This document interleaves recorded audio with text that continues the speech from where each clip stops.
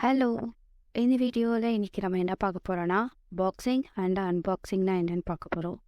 So இதுக்கு முன்னாடி value type and reference டைப்னா என்னென்னு தெரிஞ்சுக்கணும். ஸோ அது தெரிலனா இதுக்கு ப்ரீவியஸாக போட்ட வீடியோவை பார்த்துட்டு இதை பாருங்கள். ஸோ அப்போ தான் உங்களுக்கு கான்செப்ட் என்னன்னு சொல்லி புரியும். இப்போது நம்ம இதை எக்ஸாம்பிள்ஸோடு பார்க்கலாம்.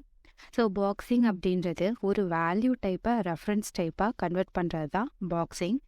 இப்போது இதில் இன்ட்ன்றது வேல்யூ டைப், அதில் வந்து நம்ம 42 ஸ்டோர் பண்ணியிருக்கோம். ஸோ இது டேரெக்டாக வேல்யூவே வந்து ஸ்டோர் ஆகிருக்கும் இந்த ஐன்ற வேரியபிளில்.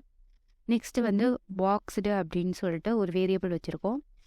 இதோட டேட்டா டைப் பார்த்திங்கன்னா ஆப்ஜெக்ட். ஸோ இது வந்து ரெஃபரன்ஸ் டைப்பு.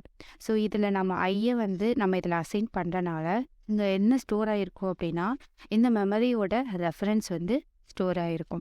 ஸோ இதுதான் வந்து பாக்ஸிங் கான்செப்ட். அன்பாக்சிங் அப்படின்றது வந்து அதோட ரிவர்ஸ் ப்ராசஸ் மீன் நம்ம ரெஃபரன்ஸ் டைப்பை நம்ம வேல்யூ டைப்பாக கன்வெர்ட் பண்ணுறோம். இதை எப்படி கன்வெர்ட் பண்ணுறோன்னா கேஸ்டிங் மூலமாக கன்வெர்ட் பண்ணியிருக்கோம்.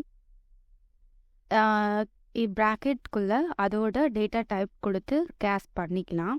இதுக்கு எக்ஸ்பிளிசிட் கன்வர்ஷன் அந்த மாதிரியும் சொல்லுவாங்க. இப்போது இதில் இந்த ஜேயில் என்ன இருக்கும்னா அகெயின் வந்து இந்த 42 அப்படின்ற வேல்யூ வந்து நம்மளுக்கு ஸ்டோர் ஆகிருக்கும்.